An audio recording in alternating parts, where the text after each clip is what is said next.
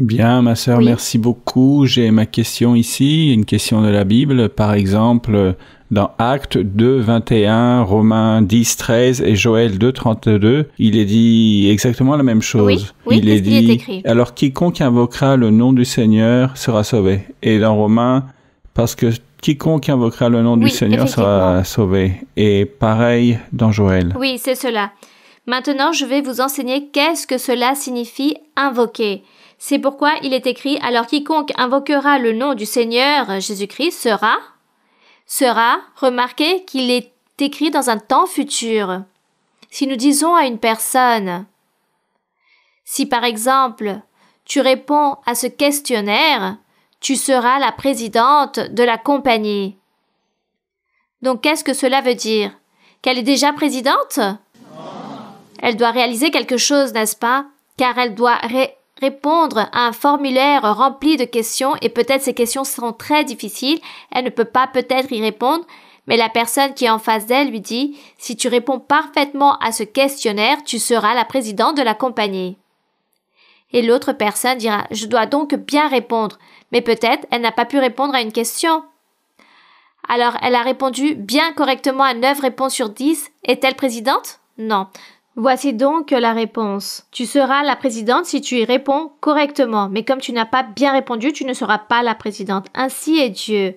Tout celui qui invoquera le nom du Seigneur il sera sauvé. Car il doit accomplir plein de règles pour pouvoir être sauvé. Maintenant, je vais vous dire qu'est-ce que signifie invoquer. Invoquer le nom du Seigneur, ce n'est pas juste dire « Ah Seigneur, Seigneur !»« Ah mon Dieu, garde-moi !»« Ah mon Dieu, sauve-moi !»« Ah Seigneur, regarde ce qui se produit. Qu'est-ce qui se produit maintenant ici ?» Donc les personnes pensent que cela, c'est invoquer le nom de Dieu. Ce n'est pas invoquer Dieu. Invoquer, c'est lorsque je crois. Lorsque le Seigneur m'a parlé pour la première fois à travers du don de la prophétie et Dieu est venu à toucher mon cœur, à ce moment-là, j'ai commencé à croire. J'ai dit oui, je crois. Dieu existe. Dieu se trouve ici. Je vais donc continuer de l'avant. Je vais lire la Bible.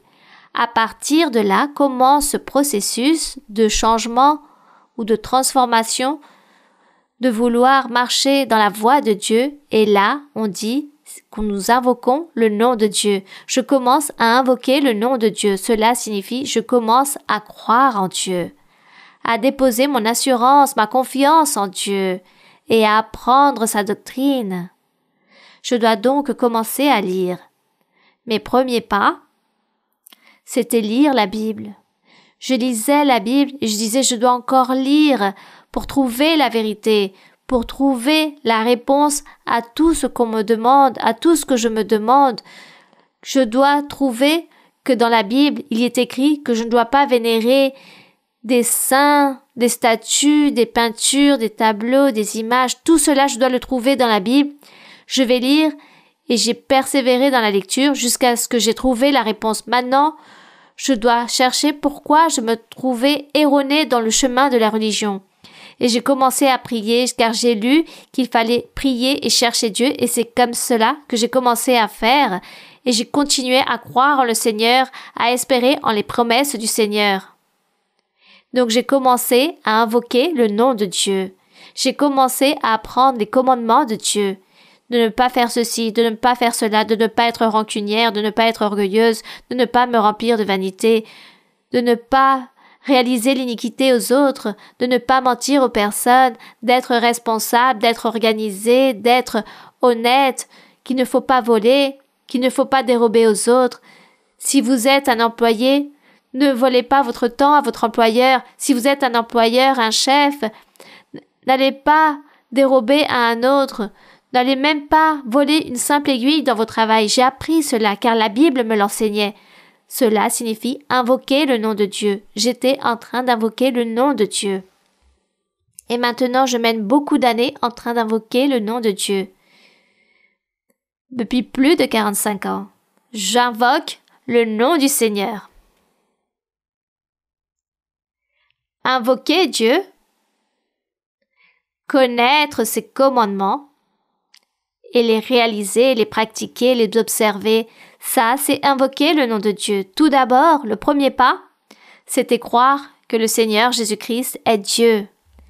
Le Seigneur est le Fils de Dieu, c'est le Roi, et c'est celui que Dieu a établi ici sur terre pour être notre intermédiaire, notre interlocuteur, notre médiateur, notre avocat devant le Père. Ce fut le premier pas de croyance que j'ai eu, et j'ai cru en le Seigneur, et cela, c'est invoquer Dieu, qu'il est le seul, l'unique.